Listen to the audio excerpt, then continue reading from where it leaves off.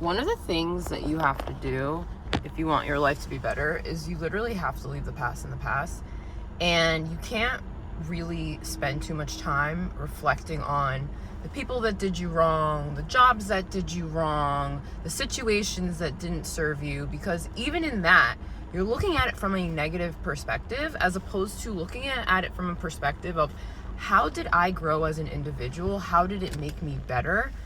And what am I doing now that I didn't do before as a result of going through that experience, as a result of dealing with those people, as a result of being in that job?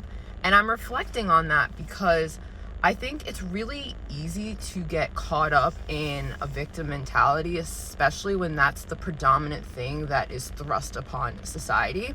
But if you want to live a life that you love, you have to do things that most people don't do. And most people don't want to see themselves as being a victor. They want to see themselves as being a victim so that they can get sympathy points. But in all honesty, what do you get from sympathy points? Absolutely fucking nothing. You get nothing, okay? You get absolutely nothing. And you're relating with people on the fact that you are seeing yourself in a negative light. Why would you want to be around people like that? One.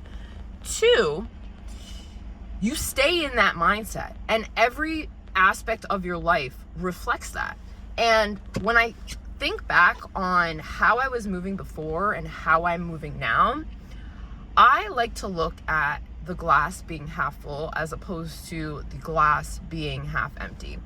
And in all honesty, if I really wanted to be upset about my life, I really wanted to be annoyed and, oh my gosh, nothing went my way, I could be there. I could really be there. And I think I'd probably be justified. But what would I get from that? Absolutely nothing. And you get absolutely nothing from it as well. And I think one of my strongest qualities is the fact that I don't care what I'm going through life. I'm an eternal optimist. I'm going to look on the bright side. And I think a lot of people have almost put me to the test. But in all honesty, it's been me putting myself to the test, right? Because everything is internally, or everything is you pushed out. So if you feel like you're being tested or whatever, it's because on some subconscious level, you are testing yourself to see what you are made of, okay? God is testing you to see what you are made of, and we are all aspects of God. That's what I believe. Universe, source, whatever you want to call it, okay?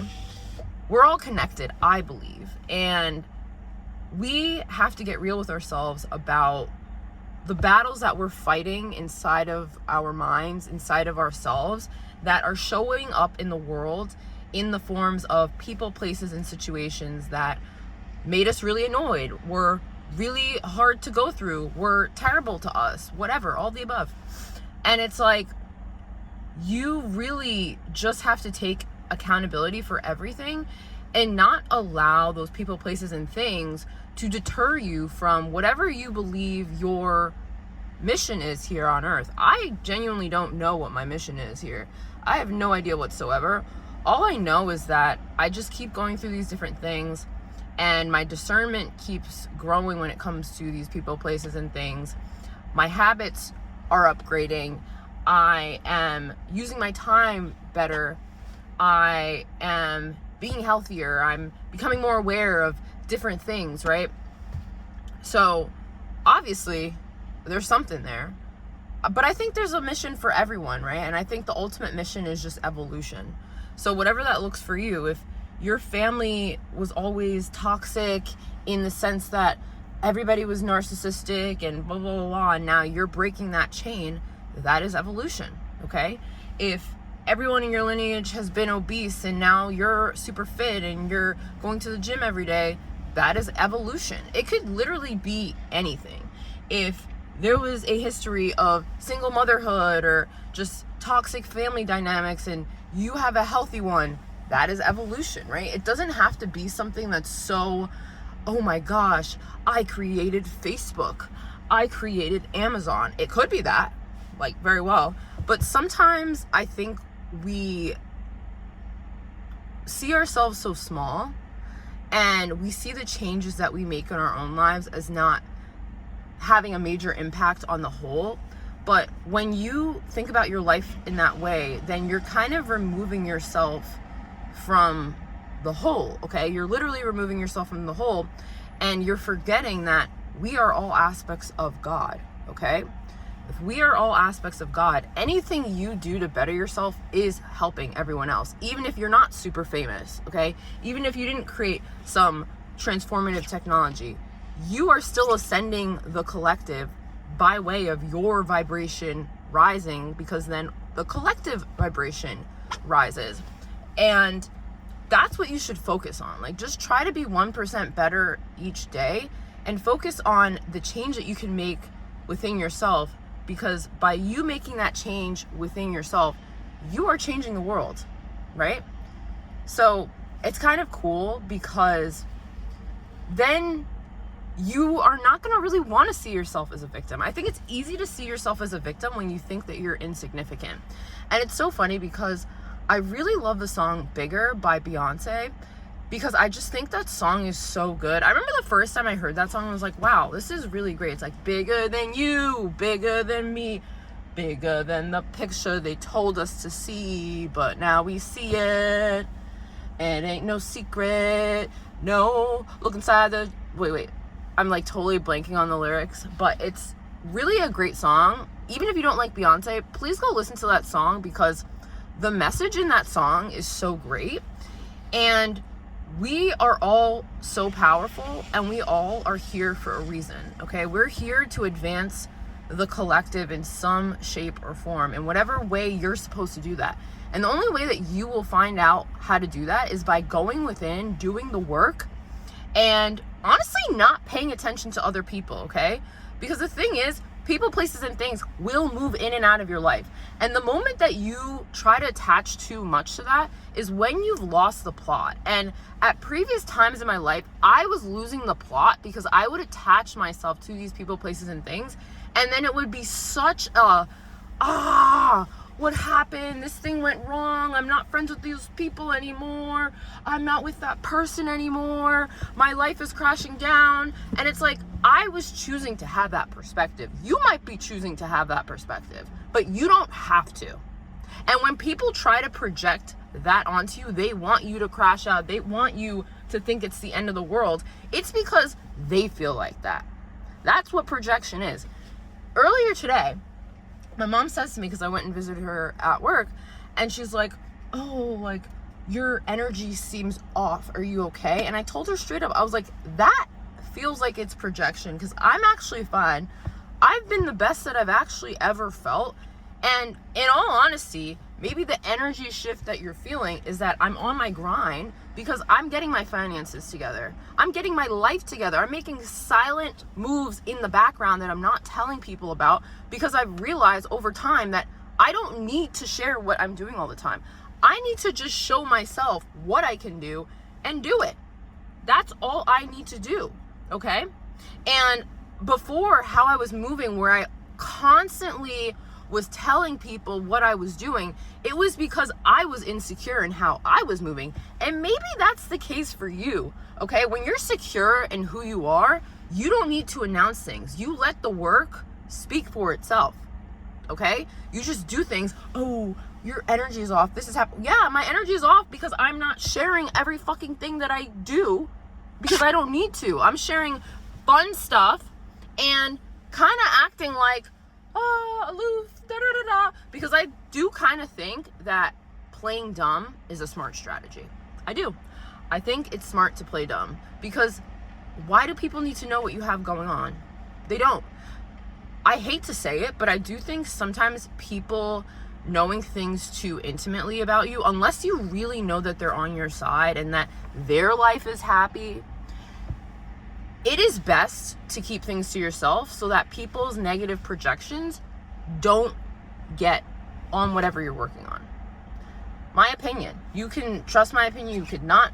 I have done it both ways, and it's always better when I don't share anything and I just pop out and something is new. Oh my God, Sydney, what? Yeah, I had no idea. Yeah, no shit, you had no idea. I didn't want you to have any idea. Okay? So yeah, I just think it's better to do that. And I do notice that with certain things, if I know deep down that it's not something that I want to do, I'll kind of float out the idea and almost kind of, not to say I'm sending people on a wild goose chase and have a decoy plan that they're putting energy towards, but that's kind of how it ends up manifesting, is they are getting enthralled in the idea that I'm doing this one thing, but I'm really doing something else. And yeah, like that's what happened when it came to bar teaching.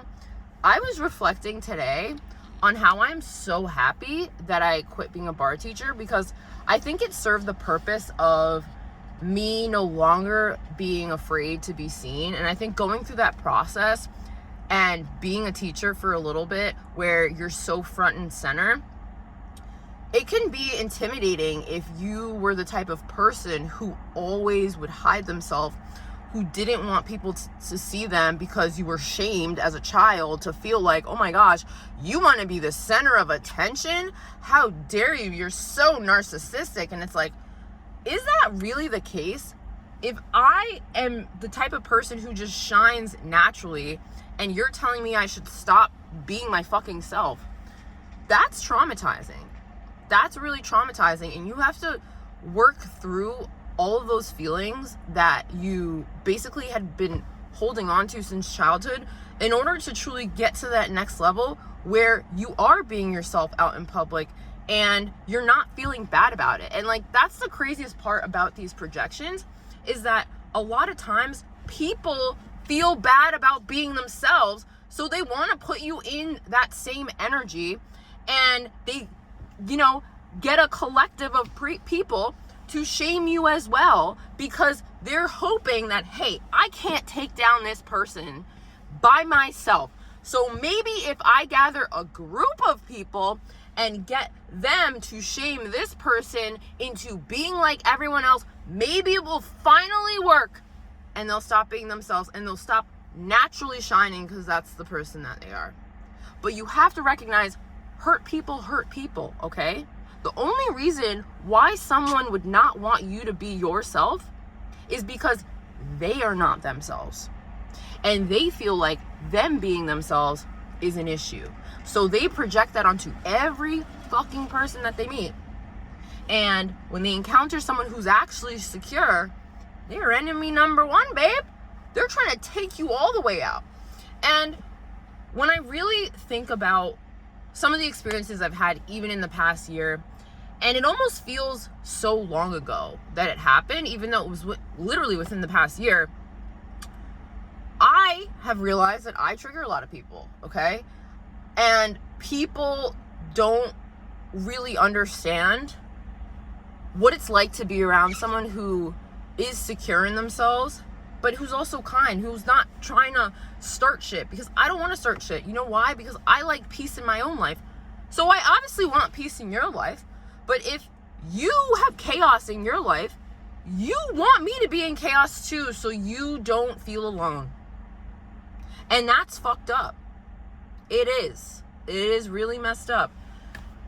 I don't even know where I'm going with all of this, but if you recognize that, wow, those people, places, and things that I was connected to before were chaotic, why would you go back there? Why would you spin the block? Why would you think, oh my gosh, like maybe I just was seeing them wrong. Maybe I just need a different perspective on them. When people show you who they are, believe them the first time. And my mom has always said that to me, and I appreciate that. Another thing I was thinking about yesterday was how wherever you go, you take yourself. And years ago, in like 2018, 2019, I was so into this idea of living in San Francisco, and I really thought it was the place itself. And it wasn't just San Francisco. I went to Miami. I had went to Mexico City. I had went to LA. You know, like I went to these different places in the hopes that if I were to go to these places, those places would solve all of my problems. But the problem wasn't the place that I was at. The problem was me, okay? The problem was I didn't want to take accountability for the shit I had to deal with. And I thought that by changing my environment, things would change. But after the newness wears off, and that can be in relationships, it could be in locations like I'm talking about, it could be in jobs, then you're left with yourself. You're left with the fact that you don't want to do the internal work to actually get to a great baseline where you could be put anywhere. You could be in any job, you can be in any relationship, and you'd be okay, because on a subconscious level, you are okay. And I think a lot of people are not okay on a subconscious level. It's funny looking at social media or TikTok and scrolling, and people have these outrageous personalities, but it's like, what are they like when the camera's off? What are they like when they're not constantly traveling? What are they like when they go home at the end of their day after work? What is life really like for them? And most people won't tell you what life is really like, because people put up a facade. And I think in a lot of ways these days, I can just see right through people, like, especially people who are so, I'm too cool for school, I'm so nonchalant. Like, that's an act. It's an act, okay? No one is so nonchalant and so cool and nothing bothers them. Those are the people who are hurting the most. I'm convinced by that, okay? I would rather someone be a little eccentric, be a little wild and crazy, because I feel like that's honest. It's honest. I have my off days, but in all honesty, for the most part, I'm pretty grounded. If I'm upset about something, I will feel those feelings in the moment and I will let it pass by. Yesterday, I was driving and I was trying to get off the highway, and this person is in the right lane and I'm in the left lane trying to cross 2 lanes so I can literally get off my exit. And this person in the right lane is being such an asshole and is like, beep, beep, like literally trying to run me down to not let me off the exit, thinking like I'm gonna cut them off. I'm like, dude, you saw me here. I'm literally trying to get off the exit. I'm not trying to cut you off. I don't want to miss my exit. And in that moment, I was feeling heated, okay? I was like, oh, like I felt the fire in me. But as soon as that was done, I was like, you know what? God bless you. I